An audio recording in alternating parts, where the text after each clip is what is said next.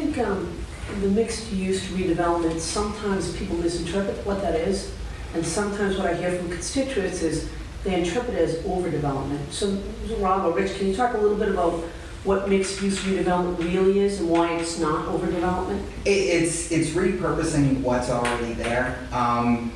Using 164 Lexington Road as an example, it was an empty industrial building of 64,000 square feet that was obsolete, that had been unoccupied for over a decade.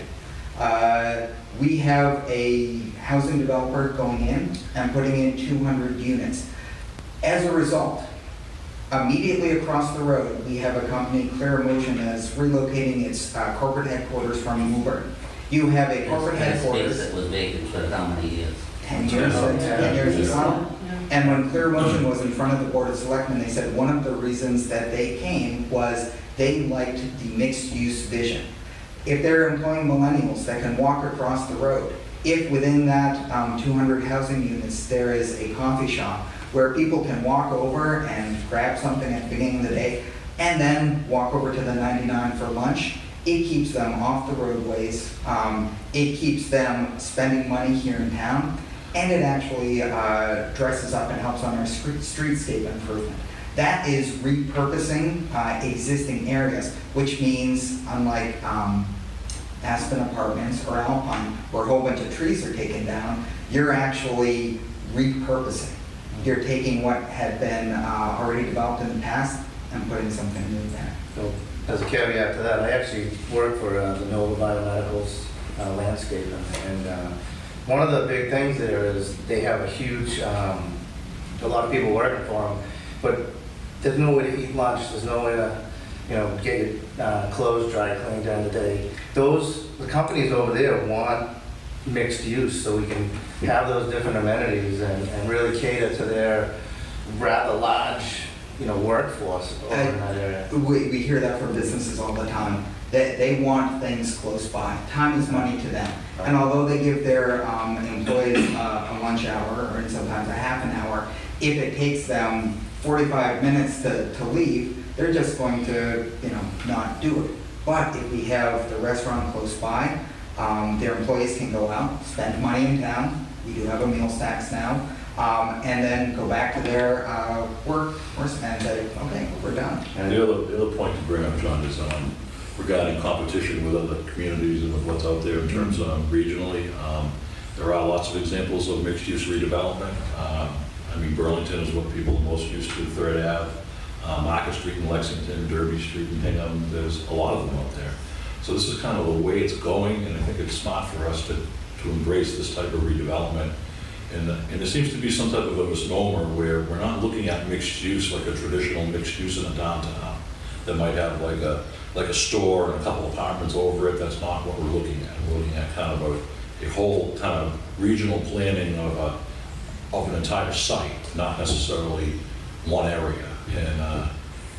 And that concept is where it's going. So I think for us to embrace that and move forward from a competition standpoint, it puts us in competition in good place with some of the other cities and towns that are out there. And that's a good segue to the master plan. We've been referencing the master plan. Good regional planning and good local planning is the key, obviously, to coming up with the best possible scenarios going forward. And so none of this happened in a vacuum. We just didn't sit around a table like this and say, mixed use, everyone else is doing it. There was a public process in the master plan. It was extensive.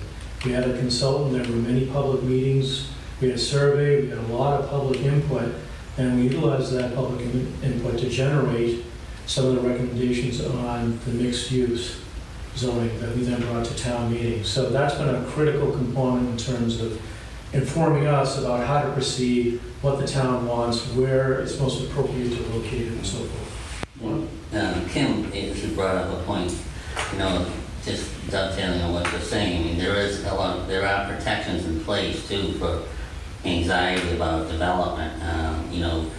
People think about the Home Depot proposals from years ago, and then that town got taken to court, and there was the fear that the Home Depot was going to get jammed down the town's throat. And that's a different type of zoning. That's a zoning that is allowed by special permit under conventional zoning. So people have a right to appeal that, and they have Depot thing fell apart ultimately because the economy fell apart. But with PUDs, the right to say yes or no is within the purview of the planning board. And if they say no, they don't have to worry about the repercussions of a huge court case, or at least one that they would lose, because that PUD gives you the discretion to say no, whereas conventional zoning, if you meet conventional zoning, you expect to get a permit. PUD is not that. So there are a lot of protections in place to provide the town protection from overdevelopment or development that you don't want. But what the PUD does do is it provides you a resource or an opportunity to look at things that you do want. So That's well said. And I think something to add to that is the rigor that you talked about is contained in the actual PUD zoning language that town meeting endorsed. So there's a lot of environmental standards that protect the town and the nearby residents and so forth, but at the end of the day, we have a great planning board now. They see the vision, they understand the regulations, and they know how to apply them properly to protect the town. So that's what we're relying on, and we should, because we're lucky to have that. Tim, you want to wrap this up here, or? Yeah, I just, Oh, no, I was gonna say, the planning board, we have voted in favor of all these articles going to town meeting, so, you know, of course, anything that comes in front of us will be judged on its merit and legality with the bylaws, but I think the general vision of the planning board is exactly what we're talking about here today.